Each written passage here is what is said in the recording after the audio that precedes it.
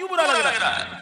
تو دل کو تکبر سے پاک کرنا ہے. جب بھی دل میں تکبر محسوس ہونا تو ایک اور وظیفہ لے لیں. اعوذ باللہ من الشیطان الرجیم. ایک بار پڑھنے کے بعد الٹے کاندھے پر 3 بار تھو تھو تھو. تھوک نہیں پھینکیں گے، صرف کہیں گے تھو تھو کریں گے 3 بار. انشاءاللہ عز و جل تکبر سے حفاظت رہے گی. اللہ مجھے بھی تکبر سے پاک کر دے، آپ کو بھی پاک کر دے. ہمیں عاجزی والا بنا دے. اب دوسری برائی جو اس قرآن کے واقعے سے سننے کو ملی، عہدے اور منصب کی خواہش.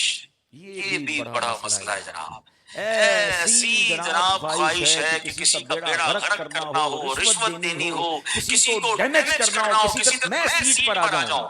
اچھا یہ کمال ہے، صرف سیاستدانوں میں نہیں ہوتا پرابلم.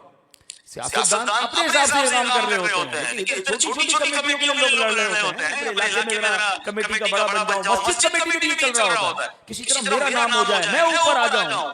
یعنی دل نہیں بھر رہا یار کہ کسی نہ کسی جگہ میرا عہدہ ہو جائے. نام کے آگے secretary, general secretary, president, vice president. اچھا لگتا ہے بہت سارے عہدے تو راضی کرنے کے لیے بنائے. پریزیڈنٹ اس کے بعد وائس پریزیڈنٹ ڈال دیا، جنرل سیکرٹری، جوائنٹ سیکرٹری، بیچ میں اور 2-4، پھر آخر میں وہ نمبر ڈال دیا کہ کچھ نہ کچھ کے راضی کر لو بھائی ورنہ ناراض ہو جائے گا.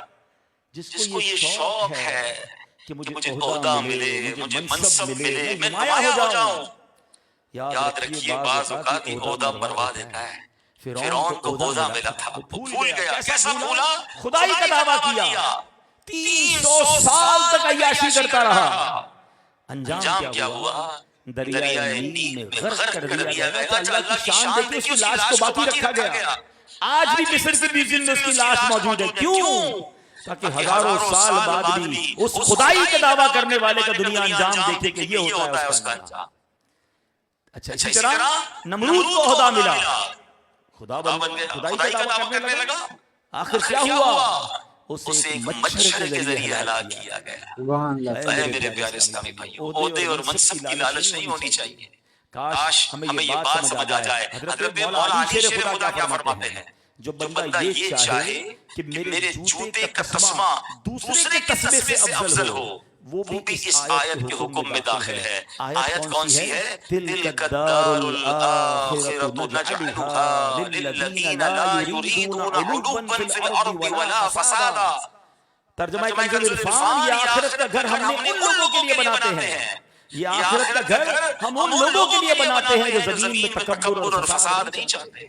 اب یعنی آخرت کا گھر جنت ہے، اس کے لیے جو دنیا میں غلبہ اور بڑائی نہیں چاہتا، نہ گناہ کر کے زمین میں فساد پھیلاتا ہے. یعنی یہ تمنا نہیں ہونی چاہیے کہ میری چیز اس سے بہتر ہو. ارے مولا علی تو تسمے کی بات کر رہے ہیں، ہم تو ہر چیز میں مقابلہ کرتے ہیں. میری گھڑی اس کی گھڑی سے اچھی ہونی چاہیے، میرے فون کا ماڈل اس سے اچھا ہونا چاہیے، میرے کپڑے دوسروں سے اچھے ہونے چاہیے. ایک بار کپڑے اس دعوت میں پہن لیا، اب نہیں پہنوں گا. یہ عورتوں پہ زیادہ ہوتا ہے کہ نہیں جناب پورے علاقے میں سب سے الگ ہونا چاہیے. کیوں؟ پھر یہ تو زمین میں فساد پھیلانا ہوا، یہ تو بڑھائی بڑھانا ہوا، بڑھائی ڈالنا ہوا. نہیں، عاجزی. ہمیں کیوں منصب اور عہدے کی لالچ ہے؟ اے میرے پیارے اسلامی بھائیوں، ہمارے صحابہ کرام، ہاں مقابلہ ان کا بھی تھا. ان کا مقابلہ سواری کا نہیں تھا، ان کا مقابلہ خوشبو اور گھر کا نہیں تھا، ان کا مقابلہ دولت کا نہیں تھا، ان کا مقابلہ تھا، ان کا مقابلہ نمازوں کا تھا، ان کا مقابلہ نوافل کا تھا، ان کا مقابلہ عبادت کا تھا، ان کا مقابلہ صدقے کا تھا. ارے آپ بھول گئے حضرت عمر غزوہ تبوک میں آدھا مال لے کر آتے ہیں اور صدیق اکبر آتے ہیں تو گھر کا سارا مال لے کر آتے ہیں. سبحان اللہ. کیسا مقابلہ ہے؟ بڑھنا ہے آگے، مگر نیکیوں میں بڑھنا ہے. کاش یہ بات سمجھ آ جائے. صحابہ کرام میں باپ اور بیٹا ہوتے تھے نا، اور جہاد کا اعلان ہوتا تو بحث کیا ہوتی تھی؟ باپ کہتا تم گھر سنبھالو، میں جہاد پر جاؤں گا. بیٹا کہتا نہیں ابا جان آپ کی ضرورت ہے، میں جا کے شہید ہوں گا. ارے لڑتے کس بات پر تھے؟ کمپٹیشن کس بات پر تھا؟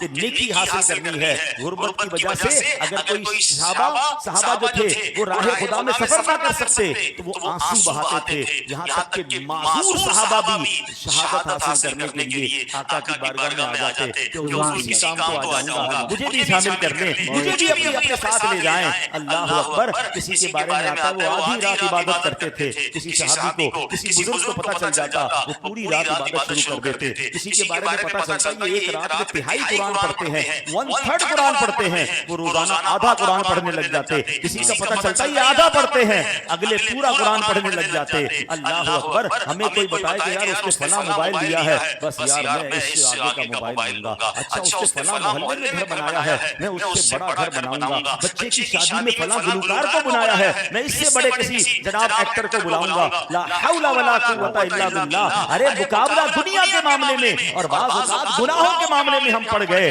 یہ انداز نہیں۔ ارے اگر کرنا ہے مقابلہ تو کسی 5 وقت کے نمازی کو دیکھ کے کیوں خیال نہیں آتا؟ کسی لینڈ کروزر یا جناب V8 یا بڑی گاڑی نکلتی ہے، کچھ لوگوں کو پرابلم ہوتی ہے گاڑی میرے پاس نہیں ہے، دل چھوٹا ہو جاتا ہے۔ ارے کبھی تہجد گزار کو دیکھ کر خیال کیوں نہیں آیا کہ یہ روز تہجد پڑھ رہا ہے، میری تو 5 نمازیں پوری نہیں ہو رہی؟ کسی حافظ قرآن کو دیکھ کر یہ خیال کیوں نہیں آتا کہ اس کے سینے میں پورا قرآن ہے اور مجھے تو قرآن پڑھنا ہی نہیں آتا؟ ہماری عمر کے ہمیں علماء دیکھتے ہیں، دعوت اسلامی نے تو کمال کر دیا، 20-22 سال 18 سال کی عمر میں نوجوان عالم دین درس رضا بھی کر لیتا ہے۔ ارے اس نوجوان کو دیکھ کر کیوں خیال نہیں آتا کہ ماشاءاللہ یہ علم دین حاصل اتنا سارا اس نے کر لیا اور میں اس سے عمر میں بھی بڑا ہوں مگر میرے پاس یہ علم نہیں، یہ مفتی بن گیا میں پیچھے رہ گیا، اس کا خیال کیوں نہیں آتا؟ کسی کی دنیا کی نعمتیں دیکھ کر ہم ڈیمورلائز ہو جاتے ہیں۔ مقابلہ یہ عجیب رکھا ہوا ہے ہم نے۔ ہاں، منصب اور عہدے کی، جاہ و جلال کی تمنا بڑی بری چیز ہے۔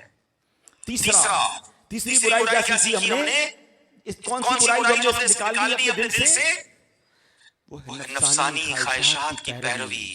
آج کے اس پرفتن دور میں نفسانی خواہشات پر قابو پانا بڑا ضروری ہے، ورنہ یہ بڑے بڑوں کو ہلاک کر دیتی ہے، تباہ کر دیتی ہے۔ تاریخ میں ایسے بڑے واقعات ملتے ہیں کہ بندہ بڑا عبادت گزار اس زمانے میں عابد مشہور ہوتا تھا، مگر نفسانی خواہشات کے ہاتھوں میں ایسا بہا کہ اس کا سب کچھ برباد ہو گیا۔ اے 5 وقت کے نمازیوں، اے دیندار کہلانے والوں، سر پر امامہ چہرے پر داڑھی، سنتوں بھرا لباس، اگر اللہ نے عطا کیا ہے تو یہ مت سمجھنا کہ شیطان مجھے بہکا نہیں سکتا۔ ہم سب کو توبہ کرتے رہنا ہے اور سب کو اپنی حفاظت کی فکر کرنی ہے۔ بنی اسرائیل میں ایک بڑا عبادت گزار تھا، اس کی دعائیں رد نہیں ہوتی تھی، لوگ اپنے مریض لاتے تھے اس کے پاس، تو دعا کرتا وہ صحتیاب ہو جاتے۔ ایک مرتبہ علاج کے لیے بادشاہ کی لڑکی کو اس کے پاس چھوڑ دیا گیا کہ آپ اس کے پاس ہی رکھیں، بڑی بیمار ہے، دعا کریں گے، دم کریں گے، علاج ہو جائے گا، بچی صحت مند ہو جائے گی۔ اللہ اکبر۔ اب جب مرد اور عورت اکیلے ہوں اور تیسرا کوئی نہ ہو تو پھر شیطان تیسرا ہوتا ہے۔ تنہائی نہیں کرنی غیر محرم عورت کے ساتھ کبھی بھی زندگی میں۔ ہاں، یہ آفسوں میں، اسکول کالج میں، بدقسمتی سے شادیوں میں بڑی بے حیائی بڑھتی جا رہی ہے اور احساس ہی نہیں کسی کو کہ کب شیطان برباد کر جائے۔ اس عبادت گزار جس کی دعائیں قبول ہوتی تھی، شیطان نے اس کے دل میں برا خیال ڈالا، اس سے برا کام کروایا۔ اب خوف کہ دنیا کو کیا منہ دکھاؤں گا، اس نے اس لڑکی کو قتل کر دیا، دفن کر دیا۔ ایک گناہ کیا، اب چین بن گئی گناہوں کی۔ اب بادشاہ پریشان، میری بیٹی کہاں گئی؟ شیطان انسانی شکل میں بادشاہ کے پاس گیا، اس کو بتا دیا کہ اس عبادت گزار نے یہ کیا ہے، قبر بھی بتا دی کہ کہاں دفنایا ہے۔ بادشاہ غضبناک ہو کر آیا، قبر کھودی تو بیٹی کی لاش نکلی۔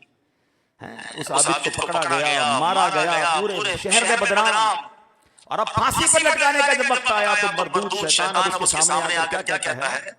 میں تجھے نجات دلا سکتا ہوں، شرط ایک ہی ہے کہ تو مجھے سجدہ کر، اللہ کا انکار کر، مجھے سجدہ کر۔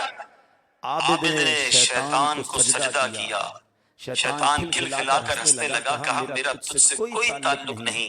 ادھر شیطان ہٹا، ادھر اس کو سولی پر لٹکا دیا گیا۔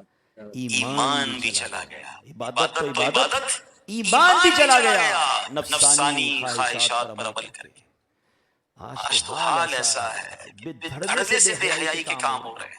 معاذ اللہ، معاذ اللہ۔ میں کئی باتیں تو کہہ بھی نہیں پاتا ہوں۔ موبائل فون دیکھ لیں، سوشل میڈیا دیکھ لیں، کیا استعمال ہو رہا ہے، کن چکروں میں لوگ پڑے ہوئے ہیں۔ الگ الگ جگہوں پر برائیوں کے اڈے پھیلے ہوئے ہیں، دوست مل کر برائیوں کے اڈے پہ جاتے ہیں. معاذ اللہ ہماری شادیوں کو دیکھیں نا، کثیر شادیوں میں کیا ہو رہا ہے. ابھی سنا ہے کہ ایک دو دن بعد شاید لاہور میں کوئی میلہ سجایا جا رہا ہے.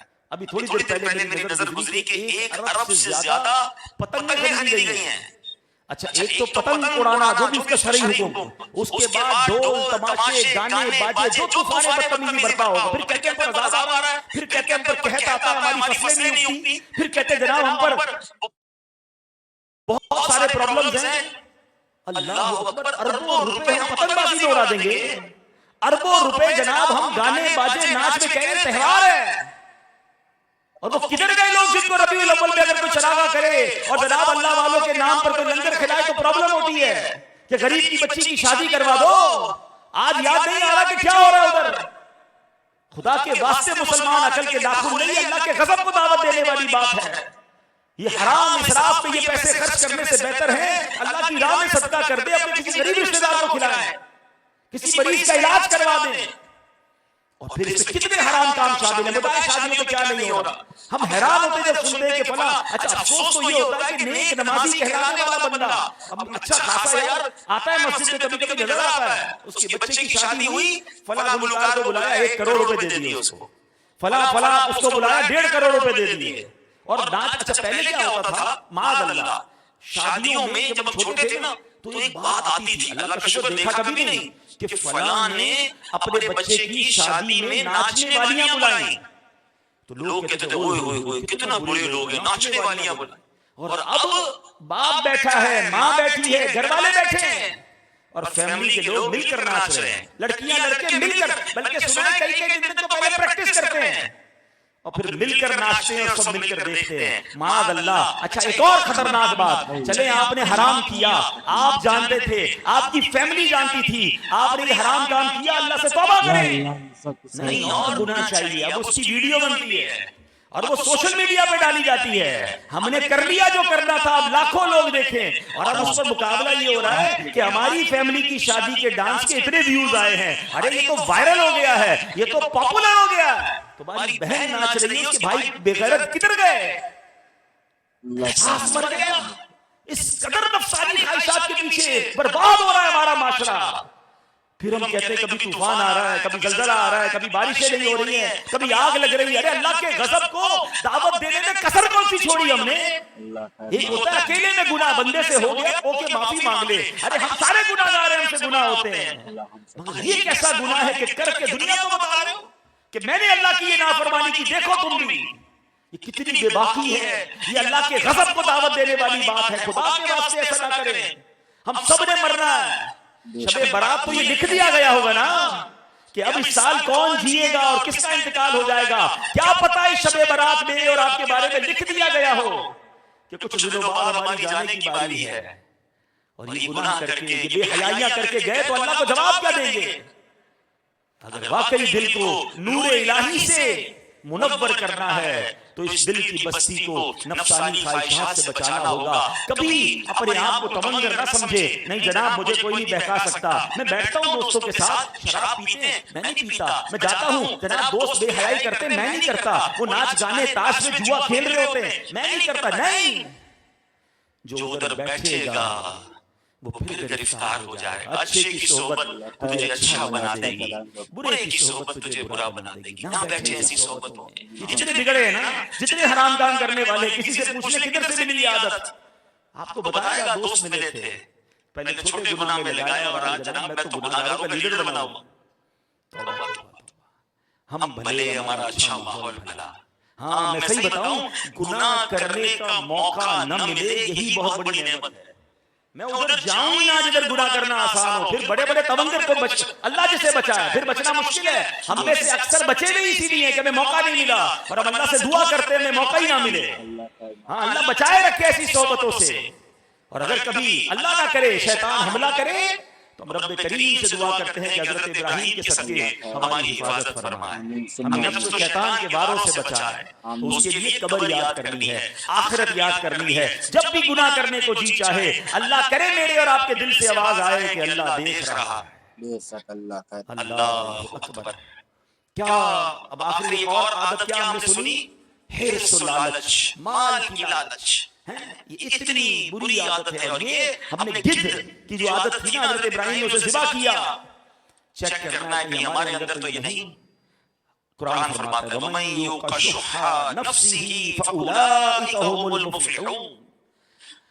آسان ترجمہ قرآن کنز العرفان میں جسے اس کے نفس کے لالچی پن سے بچایا گیا تو وہی لوگ فلاح پانے والے ہیں. شح قرآن نے فرمایا اس کا مطلب کیا ہے؟ اس کا مطلب ہے کہ بندہ مال کی محبت میں اتنا آگے گزر جائے کہ اب اسے حلال و حرام کی تمیز باقی نہ رہے. یعنی اس درجے پر آ کر مال کی محبت حرص کی بجائے ہوس میں بدل جاتی ہے. اب بندہ چاہتا ہے کہ بس مال آئے، اس لیے سودی لین دین میں پڑ جاتا ہے، رشوت بھی کھاتا ہے، ناپ تول میں ڈنڈی بھی مارتا ہے، دوسروں کو دھوکہ بھی دیتا ہے. گھر اسے بس مال چاہیے ہوتا ہے، حرام ذریعے سے آ رہا ہے یا حلال ذریعے سے، اسے اس کی کوئی پرواہ نہیں رہتی. دل میں